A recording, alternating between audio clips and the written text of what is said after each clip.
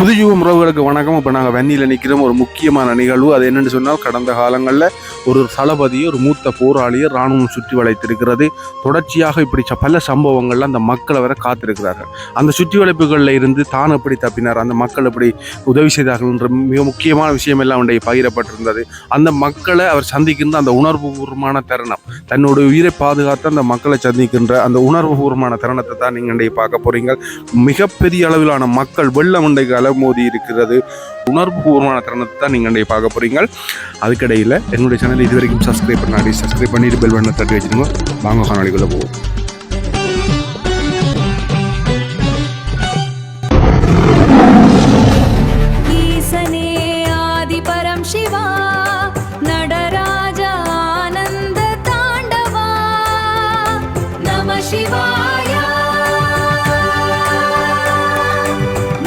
சிவாய 1987 ஆண்டு காலப்பகுதியே இந்திய அமைதிப்படை என்ற பெயரிலே எமது மண்ணிலே வந்து பல கொடூரமான துன்பகரமான செயற்பாட்டினை செய்து கொண்டிருந்த வேளையில் எமது பகுதியை ஆக்கிரமித்திருந்த அந்த காலப்பகுதியிலே ஜேம்சன் அவர்கள் அவரோடு பல போராளிகளும் எமது பகுதிக்கு வருகந்து அவர்களுடைய செயல்பாடுகள், மக்களுடைய செயற்பாடுகளில் ஈடுபட்டிருந்த பொழுதுதான் இந்திய படைகளுக்கும் தமிழ விடுதலை புலிகளுக்குமான ஒரு பேர் வெடித்து, அந்த நேரத்திலே எமது மண்ணிலே நடந்த அவலங்கள், அந்த அவலங்களை நினைத்து கூடி பார்க்க முடியாது.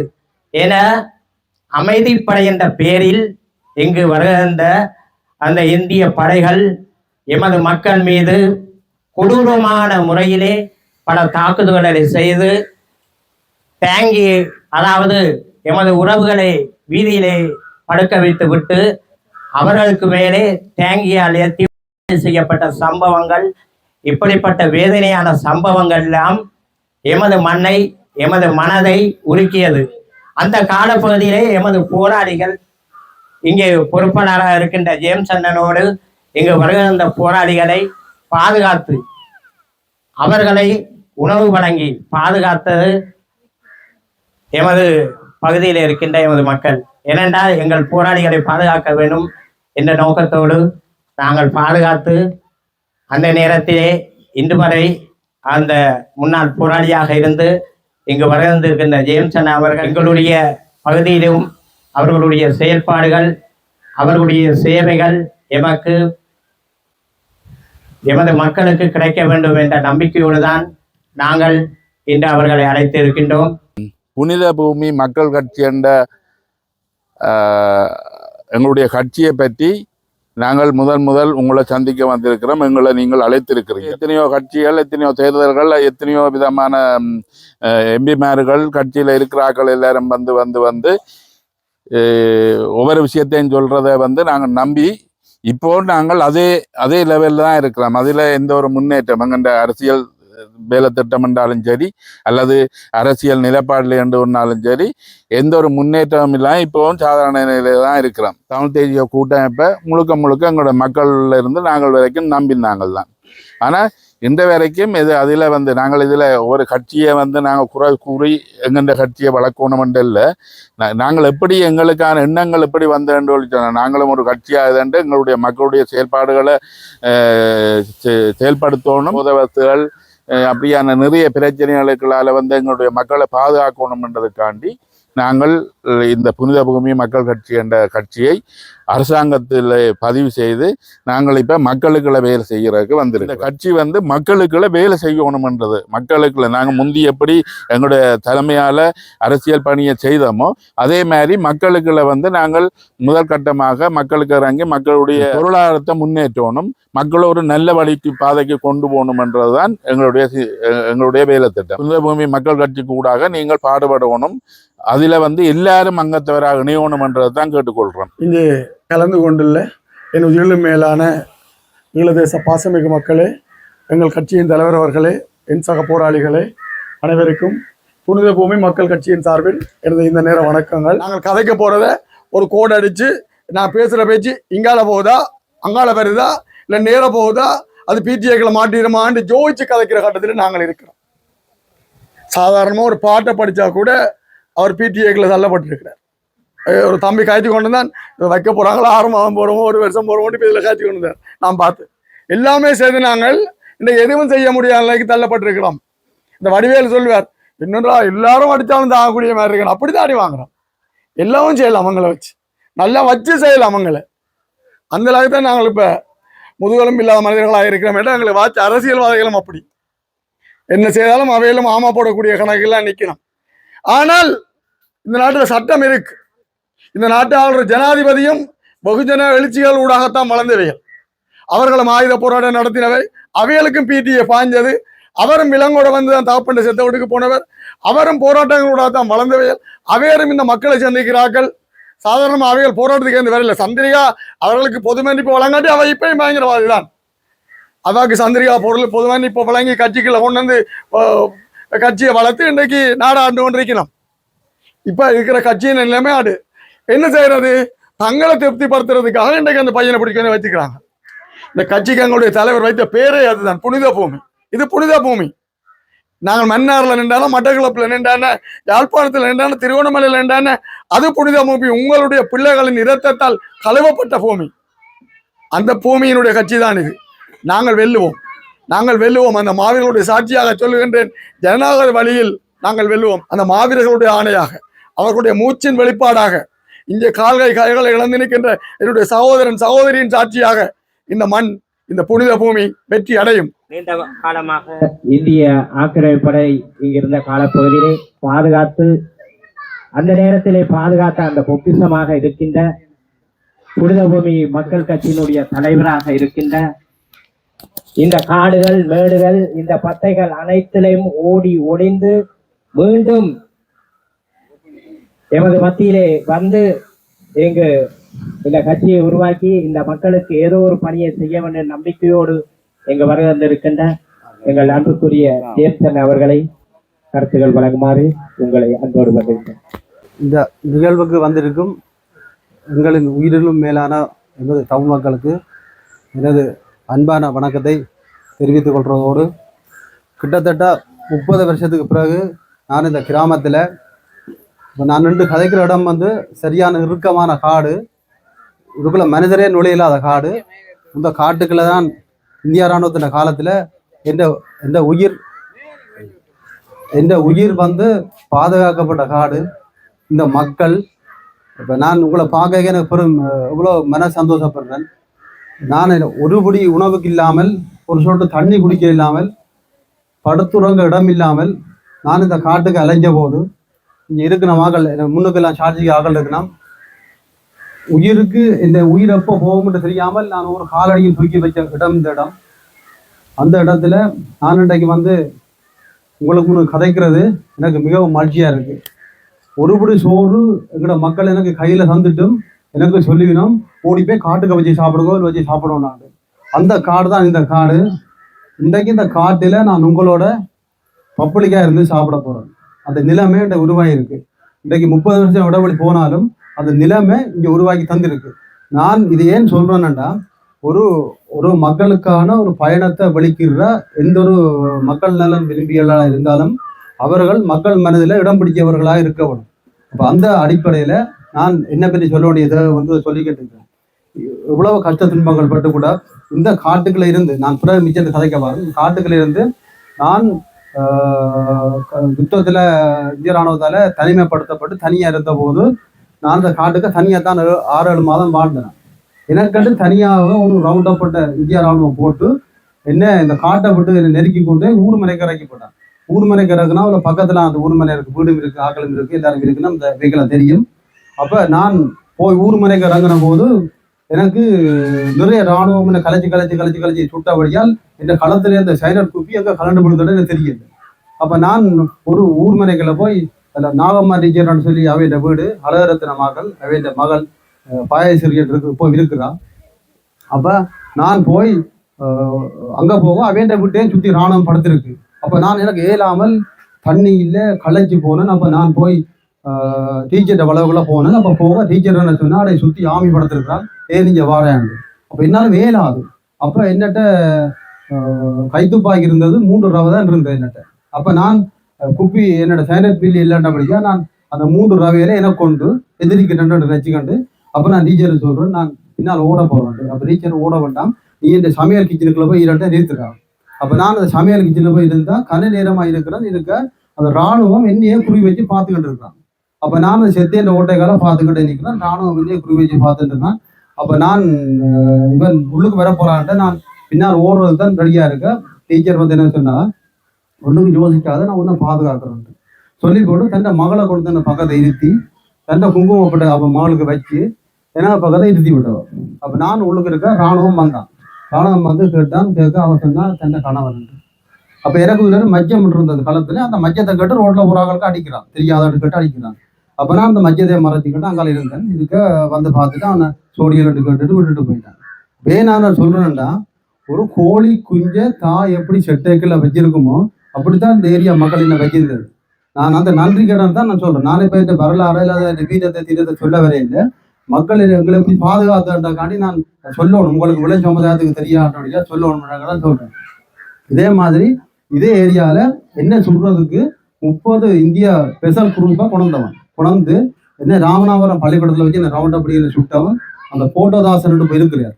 அவரு தான் எனக்கு நான் போய்கின்ற ஆமி வளைச்சு கிடந்தவன். அப்ப நான் போய்கின்ற போட்டோதாசன் சந்தையில நின்று எனக்கு கையால இப்படி ஒரு சைகை அப்படி காட்டுறேன். இப்ப அவர் போயிருக்கிறார், வரைச்சினால வரையில. அப்ப அவரை பார்த்துட்டு நான் திரும்பி பார்த்தா நானும் ஃபுல்லா படுத்து கிடந்தவன். அதுல 30 பேரும் என்ன அந்த தானாவரம் அந்த பாடசாலை பக்கத்தை வச்சு 30 பேர் சுட்டவன். எனக்கு சூடு பிடிக்கல, என்னதுக்கு சூடு பிடிக்கல, என்னது சூடு பிடிக்கல, நான் தப்பி ஓடிட்டேன். அப்ப அந்த ஏன் சொல்றேன்னா, இந்த கிராமத்து மக்கள் எங்களை எப்படி பாதுகாத்தவை, எங்களை எப்படி வளர்த்தவை சொல்றேன் நான். அப்ப அந்த அடிப்படையில அதை விடுவோம். இப்ப நாங்கள் 17 வருஷ காலமாக நாங்கள் போர் முடிஞ்சு 17 வருஷம் முடியுது. அப்ப நாங்கள் இந்த அரசியல் வாழ்க்கையில நாங்கள் இருந்தோம். இப்ப அரசியல் வாழ்க்கையில வந்து இப்ப அரசியல்வாதிகள் மக்களுக்கான தீர்வுகளை வழங்க போறோம், மக்களுக்கான இன்னல்களை தீர்க்க போறோம் என்று அவ்வளவு பேர் வலிக்கிட்டு எல்லாரும் மக்கள் எல்லாம் பார்க்க போட்டு பார்லிமெண்ட் போறாங்க. இன்றைக்கு மட்டும் மக்களின் அபிலாசைகள் எதுவும் நிறைவேறப்பட்ட மாதிரி இல்லை. எங்கட மக்களுக்கு இன்றைய தேவையோ அன்றைய தேவையோ எங்கட மக்களுக்கு தேவை நிரந்தர உரிமை, நிரந்தர தீர்வு, நிரந்தர வாழ்வுரிமை.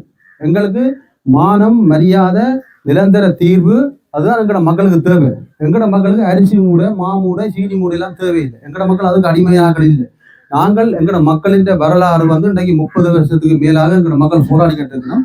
எங்கட மக்களுக்கு தேவைப்படுறவங்களுக்கு எங்கட மரியாதையை பாதுகாக்கக்கூடிய மாதிரியான வாழ்வுரிமை எங்களுக்கு தேவை. இதை வந்து எந்த அரசாங்கமும் ஆட்சிக்கு மாறி வந்து எந்த அரசாங்கமும் தமிழ் மக்களின் நலனை தீர்த்த மாதிரி இல்லை, தீர்க்க போறதும் இல்லை. அதுக்கு உதவி போற எங்கட அரசியல்வாதிகள், நான் பேரை சொல்ல விரும்பல, நீங்கள் உங்களுக்கு தெரியும், எங்களை விட உங்களுக்கு தெரியும், அந்த அரசியல்வாதிகளும் அதுக்கு துணை போறது. 1 மாதம் பாலிவேல கத்திவினம், அடுத்த மாதம் சுருட்டி போட்டு பொக்கெட்டுக்க வச்ச உடனே வாயை பொத்திட்டு வந்துடணும். இது நீங்களே உங்களோட கண்ணூடாக பார்த்துருப்பீங்க. இதை நாங்கள் பார்த்துட்டு நீண்ட காலமாக நாங்கள் போராடி உங்களுக்கு இந்த உடம்புல உள்ள காயங்கள் வடக்களை பற்றி நான் உங்களுக்கு சொல்லி தந்துருக்கேன். நாங்கள் ஏலாமல் பார்த்துட்டு நாங்கள் ஏலாமல் கடைசியா நாங்கள் ஒரு ஜனநாயக வழியில இந்த கட்சியை நாங்கள் அமைச்சு மக்களுக்கு நாங்கள் ஒரு சேவை செய்யறதுக்காண்டி தான் வந்திருக்கோம். இதுல வந்து நான் உங்கள்கிட்ட என்ன அன்பாகவும் தன்மையாக கேட்டுக்கொள்றேன்னா, எல்லா மக்களும் உணர்வு ரீதியாக எங்களோட கட்சிக்கு எல்லாரும் ஒற்றுமையாக எங்களுக்கு ஆதரவு தரவும். இப்ப இன்றைக்கு இந்த கிராமத்துல நீங்கள் எங்களை கூப்பிட்டு எங்களை கூப்பிட்டு எங்களோட கருத்தை கேட்டு, இப்ப நாங்கள் இந்த கருத்தை வந்து உங்க மக்கள் சார்ந்த நலனுக்காண்டிக்கா கதைக்கிறோம். ஒன்று இளம் சமுதாயம், எங்கள் இளம் சமுதாயத்தை நீங்க எல்லோரும் வந்து பெற்றோர்கள் இருக்கிறீர்கள், 3 பேரு உங்களை குழந்தை குட்டி புள்ளிகள் இருக்கு. இந்த கருத்தை வடிவா கேளுங்க. இளம் சமுதாயத்தை சீரழிக்கிறதுக்கு திட்டமிட்டு தீய சக்திகள் செயல்படுது. இதை நீங்கள் உங்களோட மனதில ஒரு 10 நிமிஷமாவது சிந்திங்க, கணக்க வேண்டாம், 10 நிமிஷமா சிந்திங்க. என்னடா இளம் சமுதாயத்தை போத வருஷத்துல இளம் சமுதாயத்தை சீரழிச்சு கொண்டு போயிடும். இது யுத்தத்தை விட மோசம். எங்கட மக்கள் 1000 கிலோ குண்டை தாங்கினாங்கிற மக்கள், எங்கட மக்களுக்கு யுத்தம் பெரிய பிரச்சனை இல்லை. அதை விட இன்னைக்கு 1000 கிலோ குண்டு போடைகளையும் தாய் பிள்ளைக்கு பால் கொடுத்தோன்னா இருக்காது, அலுவலக பிள்ளைக்கு சோறு தினம் இருக்காது. அதை விட இன்றைக்கு போத வருஷத்தால பிள்ளைக்கு தாய் சோறு தீர்த்தினாரு. வீட்டுல பெரிய கணகலம். வீட்டுல பிரச்சனை, போத வருஷம் செய்யற வேலை, இதை வந்து திட்டமிட்டு செய்யணும்.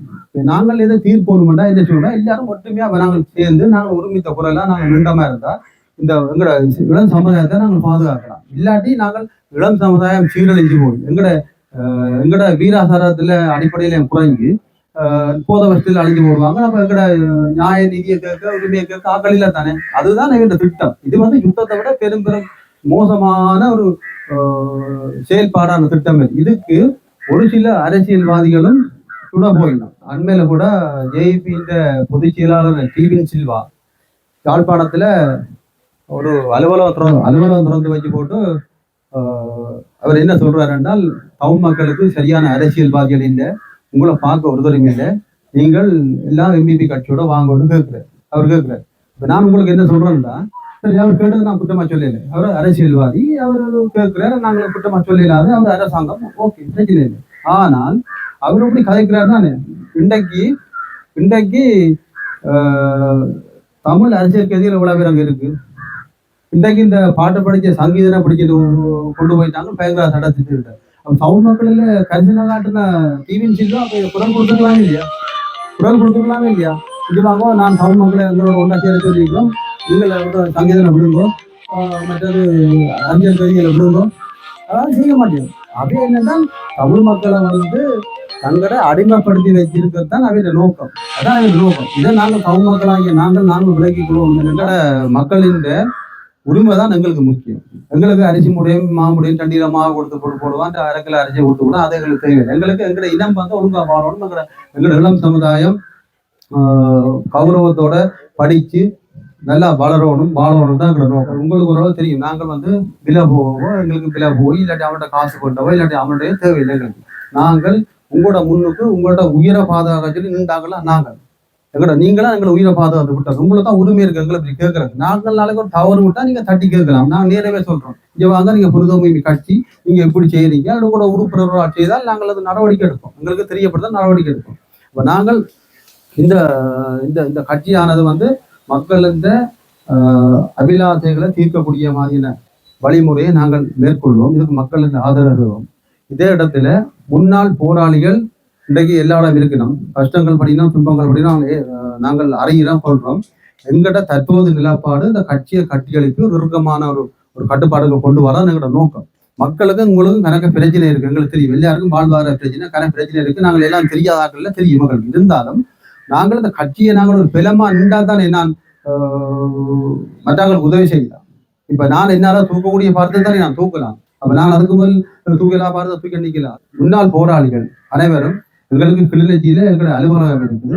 தயவு செய்து நீங்கள் வந்து எங்களோட சேர்ந்து ஜனநாயக வழியில நாங்கள் இந்த மக்களுக்கான பயணியை எடுத்து செல்றதுக்காக நீங்கள் ரத்தம் சிந்தனைகள், அங்கவீனம் இழந்தீர்கள், நீங்கள் உறவுகள் இழந்தீர்கள், எங்களுக்கு எல்லாம் தெரியும். இருந்தாலும் என்னத்துக்காக நாங்கள் அந்த வரிகளை தாங்குறோமோ அதே வழிதான் எங்களுக்கு இப்ப இருக்கு. இப்ப 1000 இல்லை, ஜனநாயக வழிமுறையில நாங்கள் அதை செய்யறதுக்கு அனைத்து போராளிகளும் ஒன்றிணைந்து எங்களோட கட்சியில் இணைந்து அங்கத்தவர் ஆகி நீங்கள் சேர்ந்து மக்களுக்கு பணியாற்றணும் என்று கேட்டுக்கொண்டு அடிபட்டு குத்துப்பட்டு வளர்ந்த நாங்கள் நானும் ஜெயசண்ணையும்